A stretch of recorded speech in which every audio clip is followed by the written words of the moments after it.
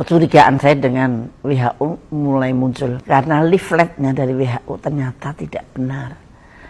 Saya membuktikannya dengan suatu riset yang dilakukan oleh ahlinya tentu saja. Saya yang mimpin dan ahlinya yang mengerjakan. Dan saya semakin yakin ketika saya disuruh membeli vaksin. Loh, saya kan bisa bikin vaksin sendiri. Kenapa saya harus membeli vaksin dari Anda? Aneh kan? Dari Big Pharma begitu.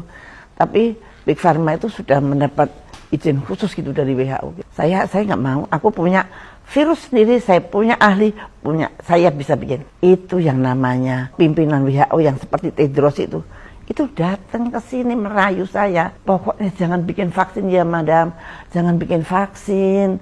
Saya mau dikasih duit untuk kalau madam bikin vaksin itu vaksin flu biasa aja, jangan bikin vaksin flu burung. Saya tuh heran banget.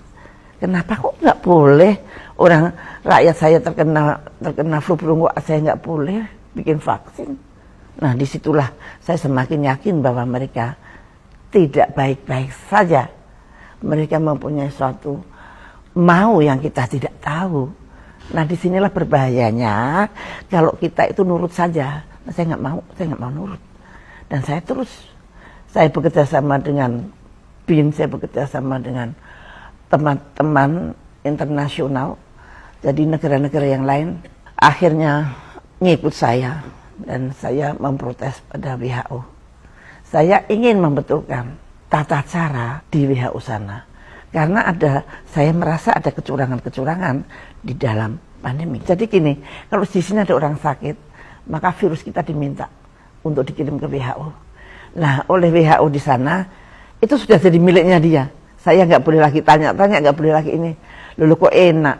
Pada suatu hari saya ketemu Menteri Kesehatan dari Inggris dan ngobrol dengan saya bahwa saya punya loh virus kamu, katanya. Dia bilang, Bu, ya aku dikasih dong, aku malah nggak punya loh virusku yang seperti itu. Dia bilang, enak aja, saya kan tidak gratis gitu. Waduh, ya berarti virus saya dijualin dong, aku bilang gitu. Dan mulai saat itu saya menggalang kekuatan dari menteri-menteri kesehatan seluruh dunia sehingga resolusi kami diterima. Dan kalau resolusi itu berjalan terus, seharusnya tidak akan ada pandemi COVID. Tapi di tengah jalan, itu diselingkuhin gitulah. Kesepakatan saya dengan WHO ada yang dilukain sehingga bisa terjadi COVID. Jadi COVID itu sangat sambung menyambung dengan flu burung, flu babi, dan kemudian COVID.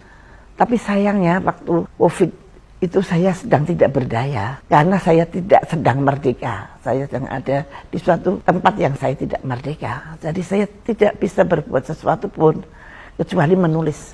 Saya menulis dan tulisan saya justru malah ke luar negeri, bukan di sini. Suatu pengalaman yang sangat luar biasa. Kita bisa perang diplomasi dengan negara adidaya yang sangat besar di dunia ini yang menentukan segala-galanya sampai sekarang, dan ternyata kita bisa memenangkan perang diplomasi itu. Kesepakatan itu sampai sekarang sebetulnya masih ada. GIZ-8 itu termasuk kesepakatan Indonesia dengan WHO. Anda tahu GIZ-8 yang sekarang bertanggung jawab tentang virus-virus termasuk virus COVID di dunia. Itu yang membentuk adalah Indonesia, jangan salah. Indonesia waktu itu sangat terhormat dan sangat powerful di WHO. Belum pernah Indonesia se-powerful ketika itu. Tapi itu sekarang tinggal kenangan. Kemenangan-kemenangan saya di WHO justru tidak boleh disiarkan di Indonesia. Lucu kan? Saya berkali-kali konferensi pers, tidak ada satu koran pun yang bercerita tentang kemenangan Indonesia di kancah internasional. Saya bingung banget. Why? Saya pengen bercerita pada generasi muda supaya generasi muda itu berani menghadapi kekuatan yang hebat seperti apapun, dengan kekuatan asing seperti apapun. Tapi nggak bisa. Semua dibungkam dan saya merenung. Saya harus menulis dan kemudian saya menulis buku itu.